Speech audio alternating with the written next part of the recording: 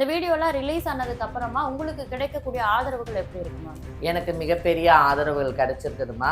அதாவது பல என்ஜிஓக்கள் வந்து என்னை வந்து சிபிஓக்கள் வந்து என்னை தொடர்பு கொண்டிருக்கிறாங்க. என்னன்னா, இவங்க சிபிஓல ஒரு உயர் பொறுப்புல இருக்கிறவங்க மேலேயே இவங்க இந்த மாதிரி ஒரு பேச்சு வந்ததுனால, எல்லா சிபிஓக்களும் வந்து வரோன்னு சொல்லியிருக்காங்க. தமிழ்நாடு மட்டும் இல்ல. உங்கள பதவியை விட்டு எடுக்கணும் அப்படின்னு சொன்னா அவங்க உரிய ரீசன் சொல்லணும், காரணம் சொல்லணும். இல்ல அதான் வந்துட்டு உங்க மேல நிறைய புகார்கள் வருதுன்னு சொல்றாங்களா? அதுக்கான காரணம் என்ன? திருநங்கைகள் இந்த சமூகத்துல பாதுகாப்பா இருக்கிறதுக்கு காரணமே ஜமாத் தான் அப்படின்ற மாதிரிலாம் சொன்னாங்க. ஜமாத் சிஸ்டம் இப்ப கலைக்கப்பட்டதுக்கு அப்புறமா சென்னையில இந்த திருநங்கைகளோட லைஃப் எப்படி சர்வைவ் ஆகும்? இனி சந்தோஷமா இருப்பாங்கம்மா திருநங்கைகள். ஏன்னா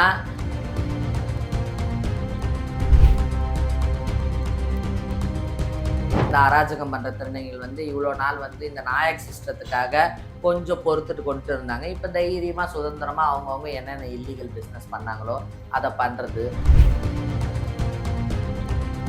இப்போ ஜமாத்துல இருந்து வெளியே வந்ததுக்கு அப்புறமா உங்களுடைய அடுத்த கட்ட நடவடிக்கைகள் என்னமா? எங்களோட அடுத்த கட்ட நடவடிக்கை என்னன்னாமா, நாங்கள் திருப்பவும் பழையபடி அதை வந்து ஆரம்பிக்க போகிறோம். பொங்கல் மாதம் கழித்து எங்கள் பூக்காராயை எந்த வழியில் பயணித்தாங்களோ அவங்க சில விஷயங்களை வந்து இந்த டைரியில் வந்து எழுதி வச்சிருக்கிறாங்க. இந்த திருநங்கைகளால வந்து பொதுமக்களுக்கும் நிறைய பிரச்சனை. திருநங்கைகள் அவங்க சமூகத்துல கூட ஒற்றுமையா இல்ல, இப்படி அடிச்சுக்கிறாங்க, இவங்களை பிடிச்சி ஜெயில போடணுன்ற மாதிரி நிறைய பேர் வந்து கமெண்ட்ஸ் போட்டிருந்தாங்க. பொதுமக்களுக்கு நீங்க என்ன சொல்ல விரும்புறீங்க? திருநங்கை விமலா அவர்கள் வந்து உங்ககிட்ட நடத்தின ஒரு பேச்சுவார்த்தையை நீங்க அதோடைய சிசிடிவி ஃபுட்டேஜை வந்து ஒரு வாட்ஸ்அப் குரூப்ல போட்டுட்டீங்க. அப்போ உங்க வீட்டுக்கு வந்து எப்படி ஒரு பேச்சுவார்த்தை நடத்துறதுக்கு கூட ஒருத்தவங்க வர முடியும், பயமா இருக்கு அப்படின்ற மாதிரி ஒரு குற்றச்சாட்டை வைக்கிறாங்களே. பயப்பட்டோம். சோனியா கிட்ட போனா தப்பா பேசக்கூடாது, தப்பா பேசினா வீடியோ எடுத்து போடுவா. நானுமே நம்பி வந்து பேசினவங்களுக்கு இது நம்பி வந்து பேசுறேன். நீ இங்க ஒரு பேச்சு பேசுறீங்க, அங்க போய் ஒரு பேச்சு பேசக்கூடாது இல்ல. நீங்க அங்கங்க போய் ஒரு முடிவை மாத்திட்டு கடைசியில வந்து சோனியா ஒத்துக்கல, திருநங்கைகள் எல்லாம் ஜெயில ஏத்துறாங்க அப்படின்னு சொல்லிட்டு மறுநாள் பார்த்தா யாரெல்லாம் ஜெயில ஏத்துறேன்னு சொன்னாங்களோ அவங்க எல்லாம் வேளாங்கண்ணியில கத்தியை வச்சுக்கிட்டு பாட்டு பாடுறாங்க, பெரிய பெரிய தலைகள் உருளோன்னு சொல்லிட்டு. நான் கெட்டு நொந்து நில கொலைஞ்சி நான் இருந்த போது எனக்கு இந்த சென்னை ஜமாத்தோ இந்த சென்னையில் இருக்கிற பெரியவங்களோ யாரும் வந்து எனக்கு தொடர்பு கொண்டு இந்த நாயக்குங்க யாரும் பேசாமல் இருந்தப்போ அந்த அக்கா தான் ஆதரவு கொடுத்தாங்க. ஆனால்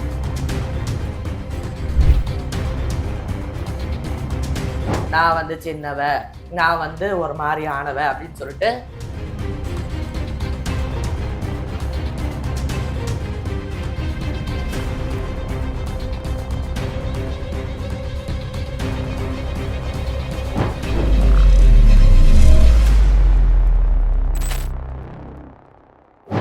லொகேஷன்ல பிளாட்ஸ் வாங்கி ஸ்மார்ட்டா இன்வெஸ்ட் பண்ணணும்னு நினைக்கிறீங்களா? அப்படின்னா உங்களுக்கு பெஸ்ட் ஆப்ஷன் ராகாவின் எம்எஸ்கே மெகா சிட்டி தான். தக்கோலம் அருகிலப்பாடியில் இருக்கும் இந்த பிளாட்ஸ் 600 ஸ்கொயர் ஃபீட்டே வெறும் 4 லட்சத்துல இருந்து தொடங்கலாம். சிஎம்டிஏ அண்ட் ரெரா அப்ரூவ் பெற்ற இந்த பிளாட்ஸ்க்கு மிக அருகாமையிலேயே Takkolam railway station, express highway, national ஹைவேன்னு எல்லா வசதியுமே இருக்கு.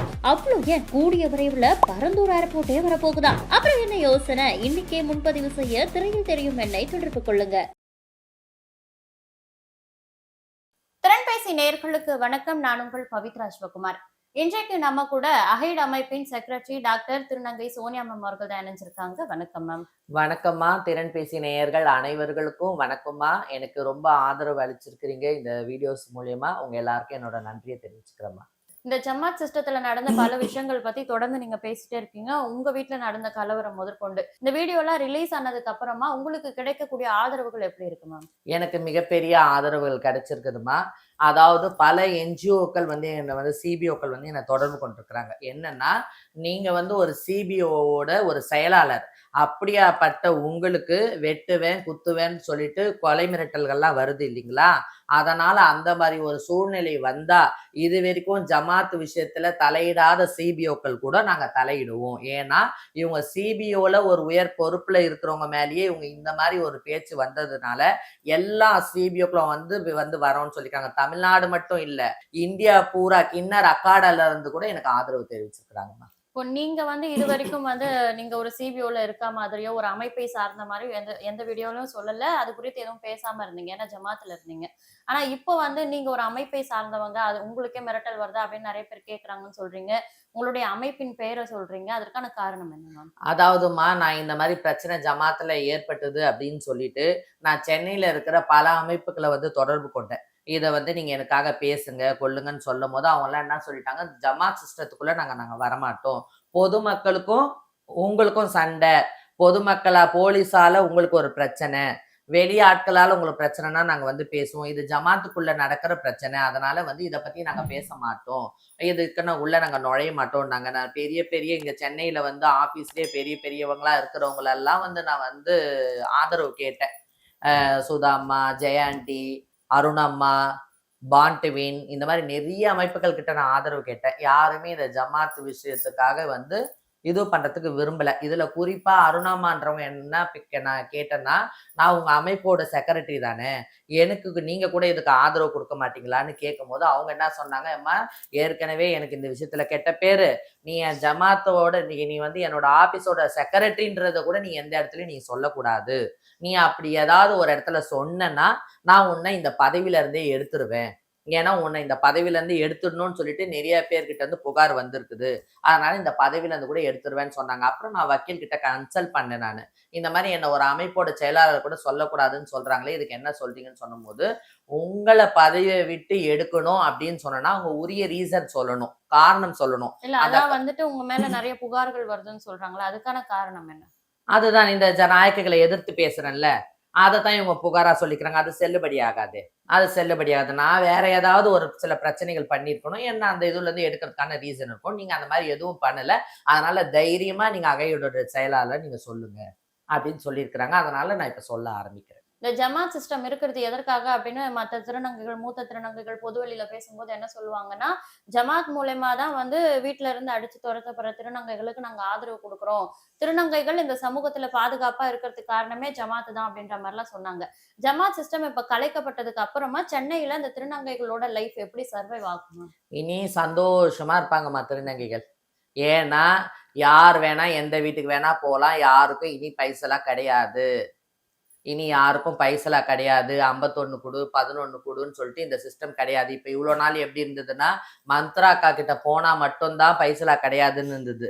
இனி யார் வேணா, யார் வீட்டுக்கு வேணா நம்ம போலாம், சேலநாத்தி ஆகலாம். பைசலான்ற ஒரு விஷயம் இனி கிடையாது. அதாவது பைசலா கிடையாது. இது இது வந்து ஒரு மக்களுக்கு ஒரு ஒரு டிஸ்டர்பன்ல இருந்து வெளியில கொண்டு வரும். இப்போ கடந்த வீடியோக்கள்ல வந்து உங்க வீட்ல வந்து அந்த மூத்த திருநங்கைகள், உங்களோட சக திருநங்கைகளே வந்து எந்த மாரி பிரச்சனைகள் பண்ணாங்க அப்படின்றது குறித்தெல்லாம் நம்ம வெளியிட்டிருந்தோம். அந்த பிரச்சனையில உங்க வீட்ட சேர்ந்த சில திருநங்கைகள் காயம்பட்டிருந்தாங்க. அவங்க எப்படி இருக்காங்க அப்படின்னு கமெண்ட்ல நெறைய பேர் கேட்டிருந்தாங்க. பாதிக்கப்பட்ட திருநங்கைகள் எப்படி இருக்காங்கன்னு. அவங்களோட நிலை இப்ப என்னவா இருக்கு மேம்? அவங்களோட உடல் வந்து கொஞ்சம் தேறிட்டு கொண்டு வருதும்மா. அதுல இந்த சாட்சின்றவங்களுக்கு தான் வந்து இந்த ஓடுங்களால, கல்லுங்களால இதுலலாம் வந்து அடிச்சாங்க இல்லைங்களா மண்டையில. அது வந்து அடிக்கடி நைட் ஆனா அவளுக்கு வந்து பயங்கரமான ஒரு தலைவலி வருது. அழுதுகிட்டே இருக்கிறா, கொன்றா.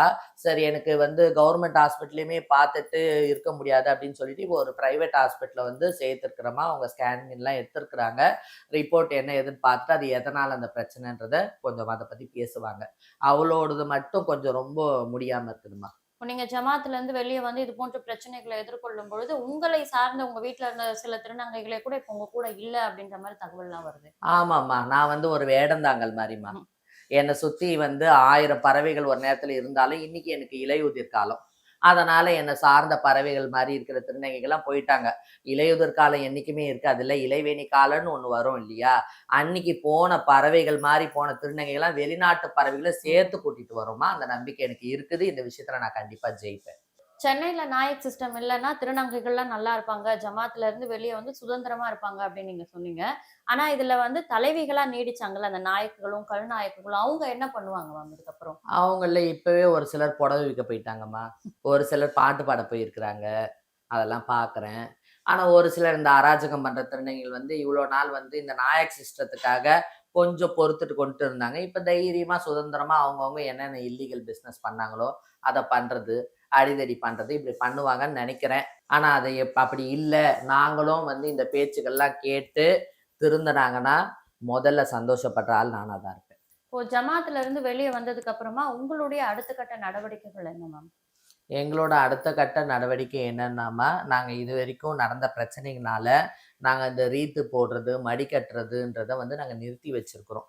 இப்போ நாங்க திருப்பவும் பழையபடி அத வந்து ஆரம்பிக்க போறோம். பொங்கல் மாசம் கழிச்சு எங்க பூக்காராய எந்த வழியில பயணிச்சாங்களோ, அவங்க சில விஷயங்கள வந்து இந்த டைரியில வந்து எழுதி வச்சிருக்கிறாங்க.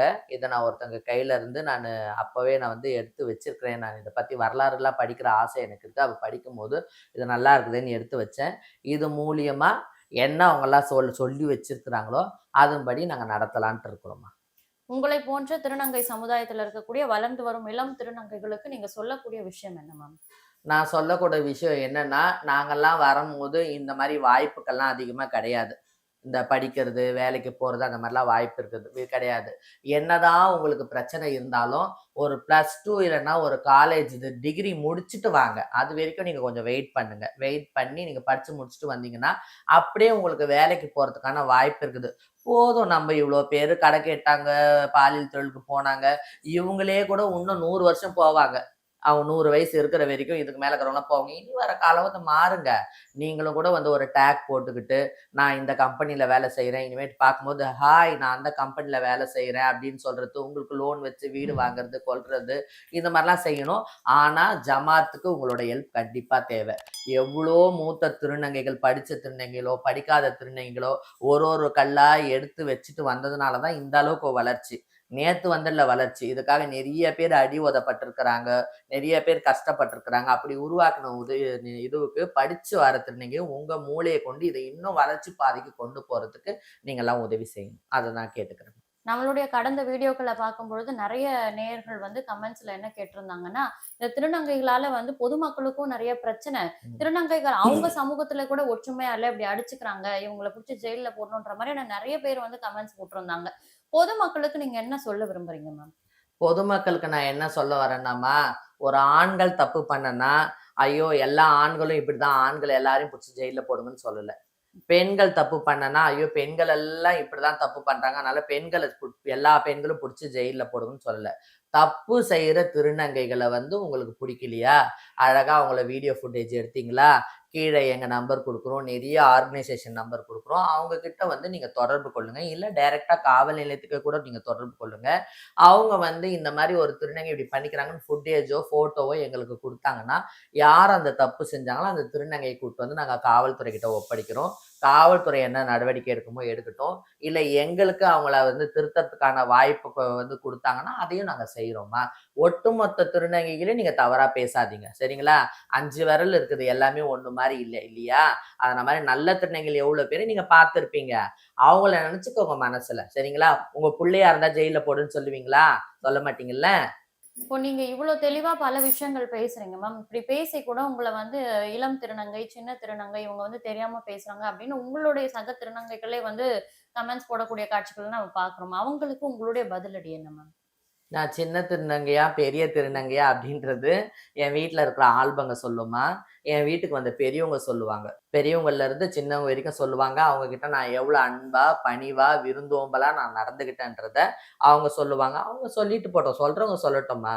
அத பத்தி நான் கவலைப்படல. என் வீட்டுக்கு வந்தவங்க, என்ன சார்ந்தவங்களுக்கு தெரியும். நான் அவங்கள எப்படி நடத்துனேன், கொண்டேன்றது தெரியும். உங்களுடைய சக திருநங்கைகள் உங்க மேல வைக்கக்கூடிய ஒரு குற்றச்சாட்டு என்னன்னா, திருநங்கை விமலா அவர்கள் வந்து உங்ககிட்ட நடத்தின ஒரு பேச்சுவார்த்தைய, நீங்க அதோடைய சிசிடிவி ஃபுட்டேஜ வந்து ஒரு வாட்ஸ்அப் குரூப்ல போட்டுட்டீங்க. அப்போ உங்க வீட்டுக்கு வந்து எப்படி ஒரு பேச்சுவார்த்தை நடத்துறதுக்கு கூட ஒருத்தவங்க வர முடியும்? பயமா இருக்கு அப்படின்ற மாரி ஒரு குற்றச்சாட்ட வைக்கிறாங்களே. பயப்பட்டோம். சோனியா கிட்ட போனா தப்பா பேசக்கூடாது. தப்பா பேசுனா வீடியோ எடுத்து போடுவா. இனி நாயன் கரெக்ட்டா பேசட்டும் இத பார்த்து. இங்க ஒரு நாயம், அங்க ஒரு நாயம் பேசக்கூடாது. இது எனக்குமே தான். இல்ல நானுமே உங்கள இனிமேட்டு நம்பி வந்து பேசுனவங்களுக்கு இது ஒரு நம்பி வந்து பேசுற நீ இங்க ஒரு பேச்சு பேசு, நீ அங்க போய் ஒரு பேச்சு பேசக்கூடாதுல்ல?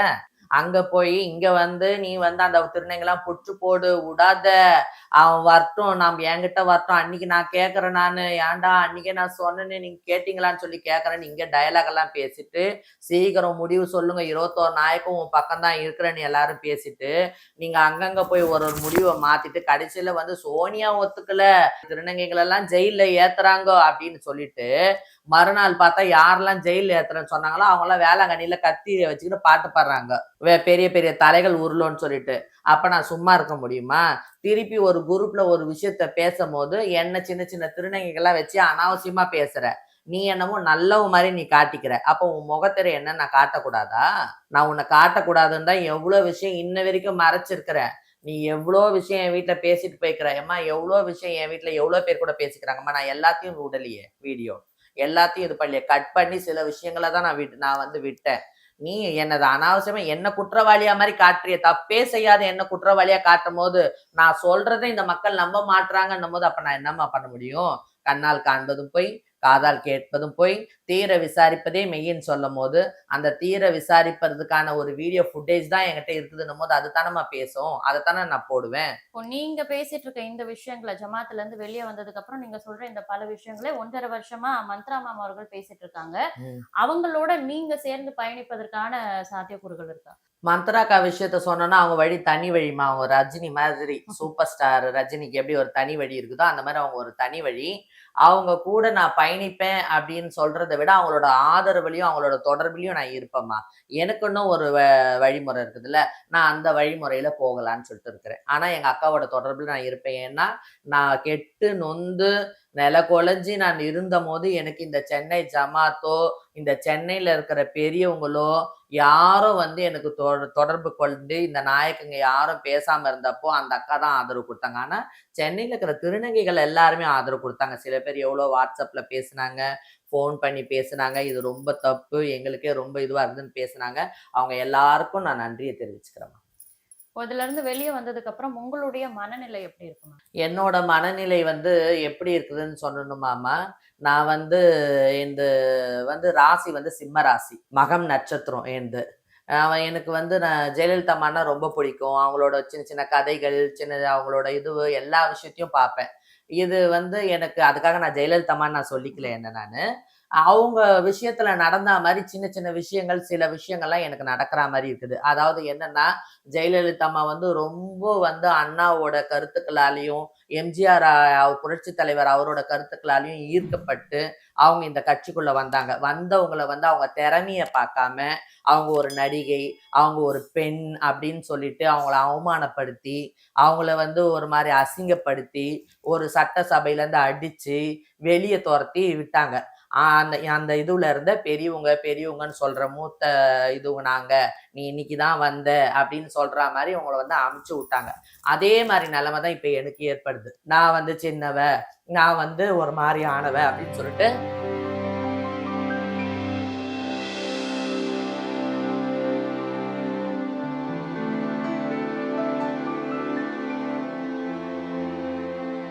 நான் நேத்துக்கு வந்தவ, நான் இன்னைக்கு வந்தவன்னு சொல்லிட்டு சொல்றாங்க. அந்த அம்மா எப்படி திருப்பி வந்து அதே அதிமுக கட்சியில வந்து எப்படி ஒரு உயர் பொறுப்புல வந்து அவோ, இவோ அப்படின்னு பேசப்பட்டவங்க நடிகை தான் அப்படின்னு பேசுனவங்க மத்தியில, இன்னைக்கு கடைசியா அவங்க போகும்போது புரட்சி தலைவி அம்மான்னு பேர் எடுத்தாங்களோ, அந்த மாதிரி இன்னைக்கு என்ன சின்னவங்க சோனியா, வாடா போடான்னு சொன்ன இதே வாயால சோனியா அம்மான்னு நான் சொல்ல வைப்பேன். அரசாங்கத்திற்கு உங்களுடைய கோரிக்கைகள். அரசாங்கத்துக்கு என்னோட கோரிக்கைகள் வந்து என்னன்னா, எங்களுக்கு வந்து இப்ப தேவை படிப்பு கல்வி. இனி வரும் திருநங்கைகளுக்கு. நீங்க சும்மா வந்து ஏதோ ஒரு இடத்துல வந்து நீங்கலாம் படிக்கணுமா, நீங்கலாம் வேலைக்கு போணுமா, உங்களுக்கு ரூ. 2000 குடுக்குறோம்மா, பூ கட்டிக்கோங்கம்மா, உங்களுக்கு ஒரு தள்ளு வண்டி குடுக்குறோம்மா, அதுல போட்டு நீங்க நாஸ்டா கடை நடத்திக்கோங்கம்மான்னு சொல்லி, அந்த ஒரு பரதாப நிலைக்கு எங்கள தள்ள விட்டுடாதீங்க. இனி வர திருநங்கைகளுக்கு ஒவ்வொருத்தவங்களுக்கும் படிக்கிற திருநங்கைகளுக்கு எப்படி ஒரு பெண்களுக்கு எப்படி ஒரு இடஒதுக்கீடு சதவீதம் குடுத்துருக்கிறீங்க? மாற்றுத் திறனாளிகளுக்கு எப்படி ஒரு இடஒதுக்கீடு இடஒதுக்கீடு சதவீதம் குடுத்துருக்கிறீங்க? ஜாதிகளுக்கு எப்படி குடுத்துருக்கிறீங்க? மதங்களுக்கு எப்படி குடுத்துருக்கிறீங்க? அந்த மாரி திருநங்கைகளுக்கு நீங்க குடுக்கணும். அதுதான் என்னோட முக்கிய கோரிக்கை. 1. 2வது ஒரு ஏப்ரல் இல்ல ஒரு மே மாசம் அந்த மாரி டைம்ல படிக்கிற திருநங்கைகள், வேலைக்கு போற திருநங்கைகள். உங்களுக்கு வந்து உதவி, கல்விக்கு வைக்கணும். ஒரு முகாம் வைக்கணும். ஏன்னா, ஒரு 18, 19 வயசுல ஒரு திருநங்கை இங்க வெளியில வரம்போது, அதோட ஆதார் கார்டு மட்டும் தான் அதுக்கு வந்து ஒரு ஆதாரமே. வேற எந்த ஒரு ரேஷன் கார்டு இருக்காது அதுக்கு, ஓட்டர் ஐடி இருக்காது, எதுவுமே இருக்காது. அப்ப அந்த ஆதார் கார்ட வச்சு படிக்கணும்னு போம்போது, அதுல ஆண் பேர் இருக்கும். இதை ஆண்கள் பள்ளியில சேர்க்கணுமா, பெண்கள் பள்ளியில சேர்க்கணுமா அப்படின்ற குழப்பத்திலே நிறைய பள்ளிகள் வந்து இன்னமும் வரைக்கும் இருக்கிறாங்க. அதெல்லாம் வந்து இவங்க அரசாங்கம் வந்து சரி பண்ணணும். அந்த திருநங்கைகளுக்கு என்ன உதவி தேவை, அந்த பேரை எப்படி மாத்துறது, எந்த ஸ்கூல்ல சேர்க்கறது, அதுங்களுக்கு தங்குற இட வசதியை எப்படி பண்ணி கொடுக்கறது, படிக்கிறதுக்கு இட வசதி எப்படி பண்ணி கொடுக்கறது, அதுக்கு அந்த இடத்துல எந்த ஒரு பிரச்சனையும் இருக்கக்கூடாது. திருநங்கை தானேன்னு சொல்லிட்டு பாலியல் சீண்டல் ஏராளமா நடக்கும். கடைசியில எல்லாத்தையும் பண்ணிட்டு இதுதான் சார் பண்ணிடுச்சுன்னு சொல்லுவாங்க. அந்த மாரி பழிய போட்டுட்டு போயிடுவாங்க. அதனால அந்த மாரிலாம் நடக்காம இருக்கணும். அதுக்கு இந்த அரசாங்கம் உதவி செய்யணும். எங்களுக்கு வந்து நீங்க பேர வச்சது நீங்க தான். சோற வச்சதும் நீங்க தான். அதே நேரத்துல எங்களுக்கு கல்விக்கு குடுங்க. கல்விக்கு கண் திறந்த காமராஜர்ன்னு சொல்றாங்க. இனி வரும் முதலமைச்சர்கள் யாராக இருந்தாலும் திருநங்கைகள் படிக்கிறதுக்கும், திருநங்கை வேலைக்கு போறதுக்கும் நான் தான் காரணம்ன்ற மகுடம் உங்க தல மேல இருக்கணும். அதுக்கான தேர்தல் அறிக்கை இந்த 2026ல இருக்கணும்ன்றத நான் கேட்டுக்கிறேன். ஜமாத் சிஸ்டத்தால நீங்க வந்து பல விதத்துல பாதிக்கப்பட்டிருந்தாலும், உங்களுடைய இளம் திருநங்கைகள் பாதிக்கப்படாம இருக்கிறதுக்கான பல விஷயங்கள நேரம் ஒதுக்கி பகிர்ந்துக்கிட்டீங்க. ரொம்ப நன்றி மேம். Thank you ma'am.